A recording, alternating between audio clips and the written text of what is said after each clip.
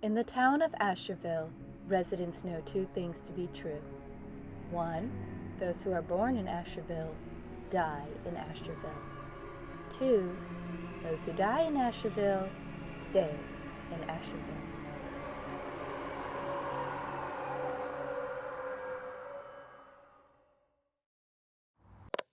Log date. I'm here with Robin, who is accused of killing her 3 infant children.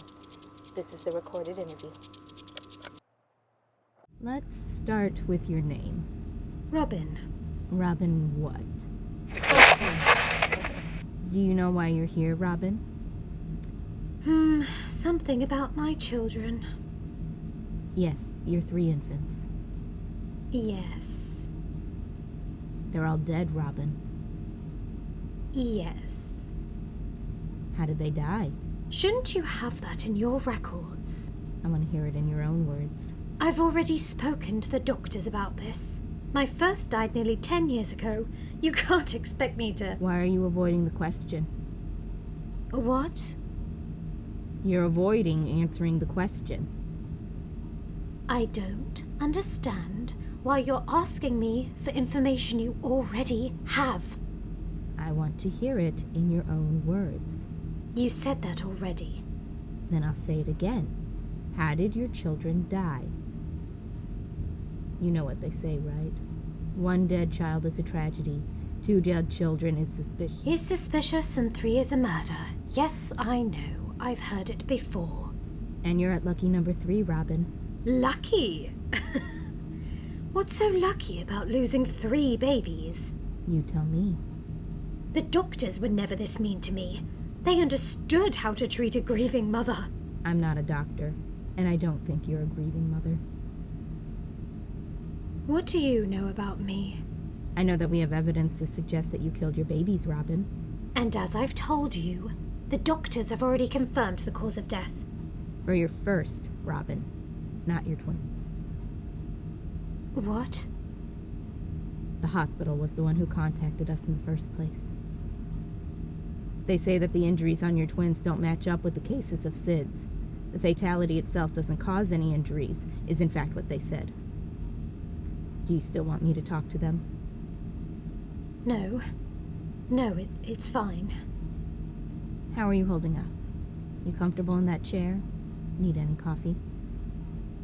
No, I'm all right. I just need to get home to my children. Well, we'll see about that. For now, their ghosts are in custody of the state. It's not right. I'm their mother.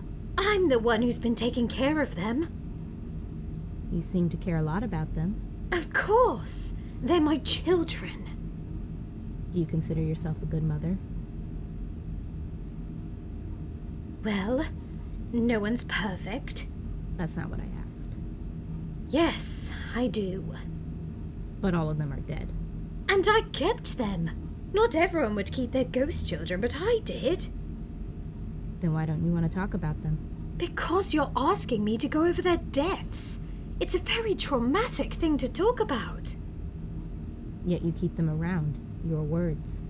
Isn't seeing their ghosts crawling around your apartment a daily reminder of what happened? No. Do you have kids? Let's not make this about me. Do you have kids? I want to hear it in your own words. No, I do not. Then you could never understand what I've gone through. I don't keep their ghosts around to remind me of their deaths.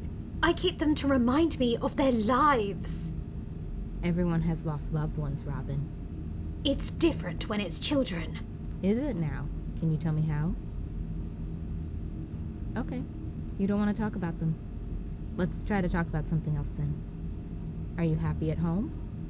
I guess, given my circumstances. What circumstances? My dead children, obviously. Where's their father? Not that it's any of your business, but my husband died around the same time as my firstborn. That must have been hard for you. It was the worst time of my life. You can't imagine. So why don't you tell me about it? What happened? Oh, my husband was never in the best of health. We'd gone through fertility treatment and stored some of his sperm as a result. So he's the father of your twins as well? Yes. My miracle babies. Sounds like you really loved him. How did you two meet? Oh, you know, small town, high school sweethearts. Nothing too significant. But he meant a lot to you. That's why you stored his sperm, right? I suppose you could say he was convenient. Convenient. Mm-hmm. I didn't get asked on too many dates. My sister, she was always prettier, flirtier, funnier than me. All the boys who came to our house were calling on her. I guess I was flattered when one finally took an interest in me. That makes sense. Did it bother you then, when your sister got more attention than you? I was never the jealous type. I got used to being invisible. But does anyone ever actually want that? To never be seen? I can't imagine so. No. My husband made me feel seen. I suppose that's what I had loved most about him. We got married right out of high school. He went into a trade and I stayed home. It was a simple life. Then a year later, we had our first. We had tried to move into a house at that point. He had found a good deal and everything. But the owner, Patricia something, she wouldn't move out. It was an odd experience, but it didn't put a damper on the joy we felt with our newborn. Must have been an exciting time. Oh yes, and very busy. I don't know how we would have gotten through it without everyone bringing us all that they did. Everyone. Uh-huh. My sister was still single. She wanted to study before settling down. So my marriage and baby had been the most exciting thing to happen in the family. Everyone was paying attention to me, finally. My father helped my husband build a crib, and my mother cooked for us every night. Gifts kept coming through the mail. Honestly, I barely lifted a finger during the first 3 months. Sounds like you enjoyed that time. What happened next? Well, wouldn't you know it? Not long after we got our little bundle of joy, my sister got herself married. She also got pregnant right away. Shotgun wedding? That's in poor taste, don't you think? My apologies. It's all right. Truthfully, it's what I always suspected anyway, you know. Oh, yeah? Yes. So all that attention shifted back to her then? Yeah. You must have felt rather left out. A little bit. It was more like I didn't understand why people had suddenly lost interest. Why was my family no longer good enough? Is that how you feel about yourself? That you're not good enough? It's how they made me feel. I see. That doesn't sound very fair. It wasn't. Suddenly it was just you, your husband, and the baby? Exactly. Did he help out much with your firstborn? Yes and no. He wasn't neglectful. I know that he loved us both. It was just, he was always at work.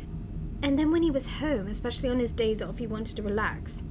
I guess he thought that because I was home all day, I wasn't as tired as he had been. You were tired? I was exhausted. This kid kept waking me up 2, even 3 times a night. They tell you to sleep when the baby does, but then you can't get the dishes or the laundry done, because when this kid is awake, they demand all your attention. And mine cried every single time I put it down. Every time. Didn't even want to go to Daddy mostly. It wanted Mama all day and night. I thought things might get better once my kid started crawling.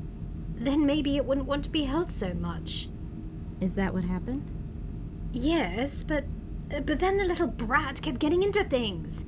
Kept pulling at wires and opening cabinets. If SIDs hadn't been the killer, then this kid would have gotten in trouble all on its own. My only relief was during naps.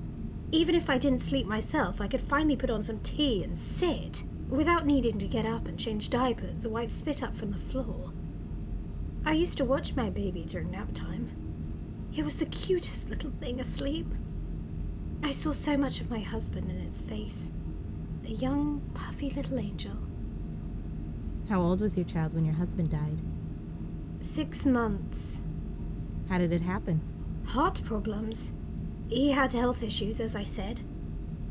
I remember being with him in the hospital. How hard I cried when he breathed his last. I brought him home originally. I thought it might be comforting to at least have his company throughout the day. He had an insurance policy to keep us afloat, so that kept us above water, but his company wasn't as comforting as I'd hoped. He was cruel to you? No, he was just such a jerk during those days. All he ever did was criticize me. Robin, the baby's crying. Robin, why are you just sitting around? Robin, get off the phone and feed the baby already.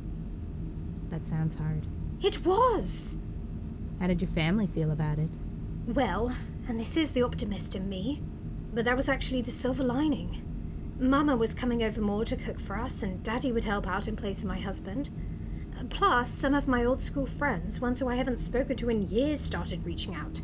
Inviting me to lunch, taking me to cafes. That sounds nice. Did it bother your husband that you would leave him and the baby? Oh, definitely. But it was only for a few hours, and the baby would sleep during the day. I think he just didn't want me to have a good time, because he couldn't anymore. Men can be selfish like that sometimes, you know. Uh-huh. Anyway, a friend of mine finally convinced me to set him up at a cemetery. It didn't happen overnight. He fought for custody, even though we both wanted the separation at that point. He didn't have any family to turn to? No, he did. A brother or a cousin? I can't remember. We agreed to a split custody and he moved right on out. What a relief.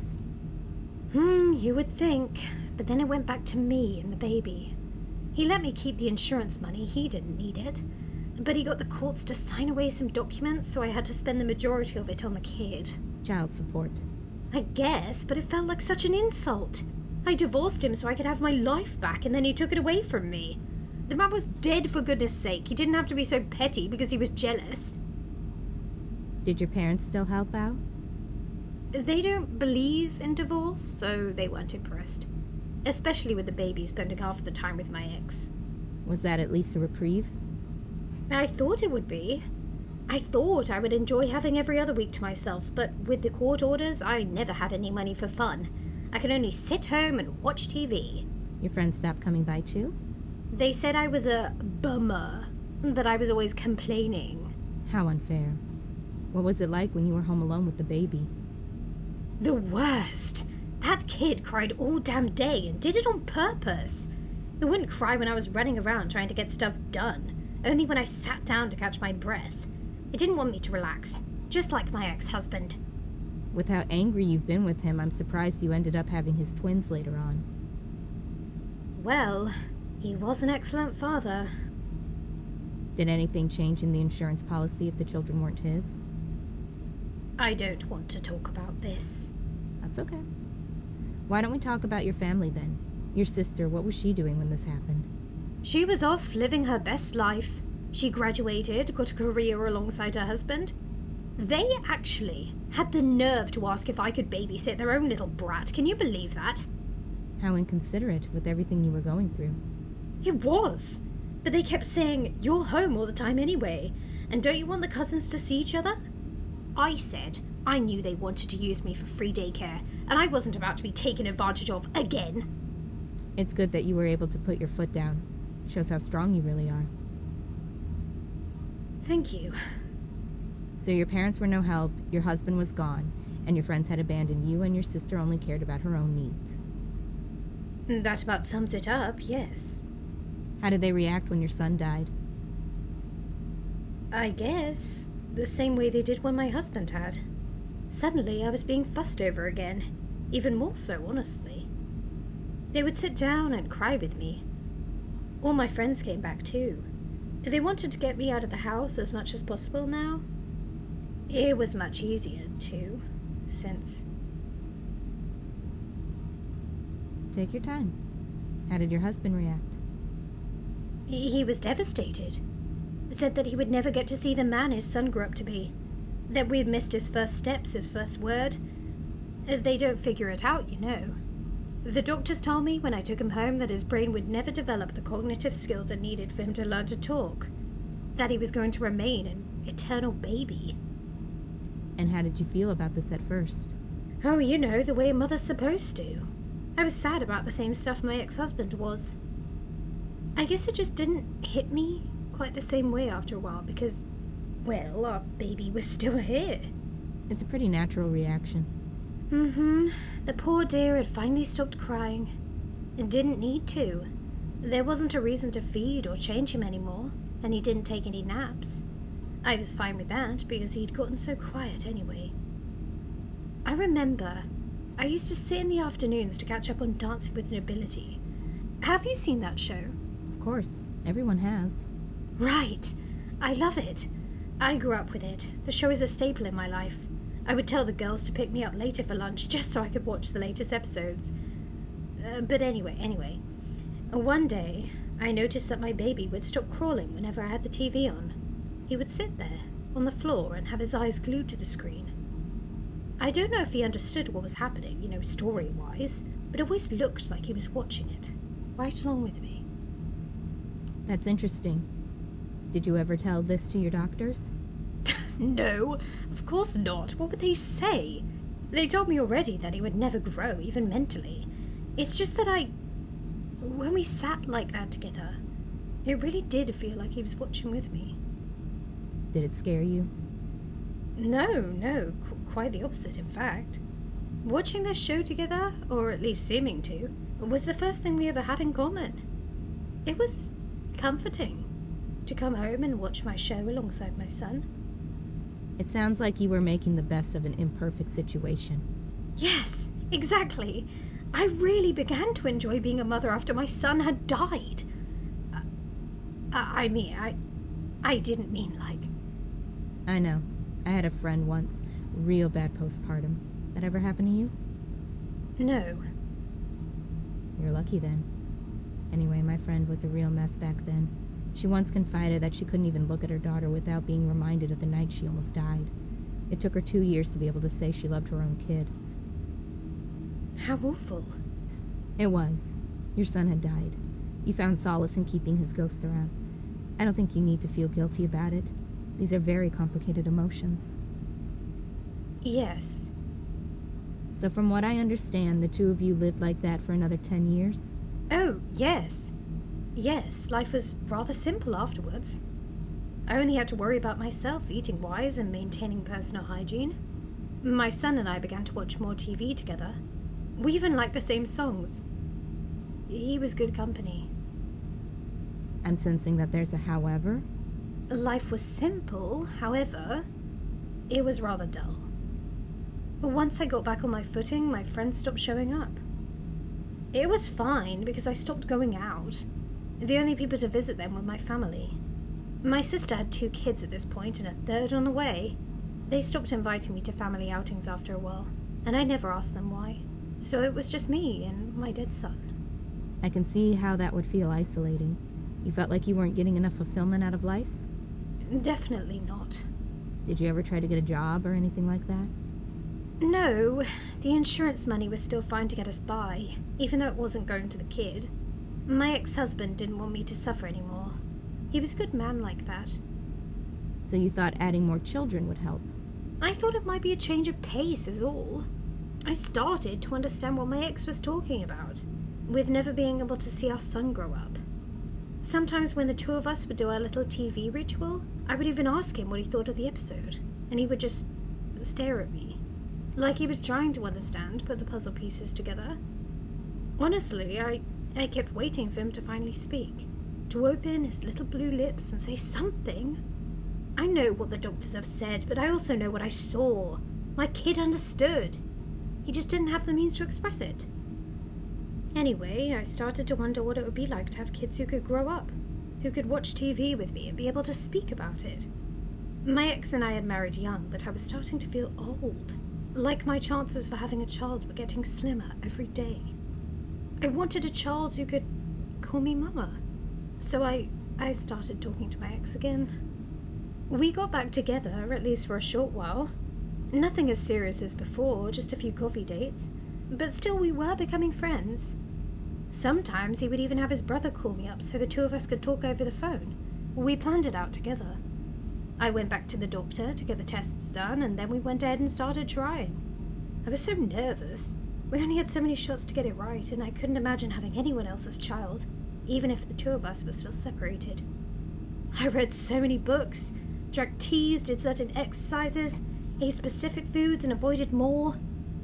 Then it worked. I'll admit I was shocked to find that I was carrying twins. I didn't know how I was going to handle them both. My ex had hinted at moving back in, but we both knew it was pointless. My parents still weren't talking to me much, but they had some sympathy. My mom started to stop by a few times a week. My joke was that she was making sure I wasn't dead. But that's how it felt then. It wasn't so bad. Not at first. A juggling act for sure, but I got through my days. Then my twins got a little older, not as old as my first, but close. They started teething, and that was when it became impossible. All I did was scream. No matter how much medicine I gave them, nothing worked, none of the tricks, like giving them frozen rags. And then they started biting me during feeding, and their little teeth were so sharp. I put them on a bottle, but apparently sucking on it makes the pain worse for them. I kept thinking how many people and generations in this world had survived past the teething phase in infancy. Why couldn't my kids toughen up a bit? It didn't help that their neighbour and her boyfriend were being so loud, always waking them up from their naps. Anyway, one night it gets to be 4 a.m. and they're both screaming their heads off. 4 a.m? Why can't they just sleep? I hadn't slept in days myself. I could barely get out of bed. That night I couldn't. I let them scream and scream until they finally stopped on their own. I don't know what time it was when that happened. I don't even remember what day it was. I only know that I was woken up by their screams again. I couldn't take it anymore. I got up and headed into their own and I started yelling at them. I yelled to match their cries, telling them to shut up, to let me sleep, but they kept on screaming. Then I looked over and my son was sitting there. My perfect, quiet little dead son. No, he would never grow up, but was it worth dealing with all of this torment? I couldn't stand the way he looked at me, and he did. He just looked at me like he knew. I don't care what the doctors say. He's been around for 10 years. He knows things. He was judging me. He was judging what a poor mother I was, that I couldn't take care of my twins. But we knew the solution. We knew how to handle these things. So I...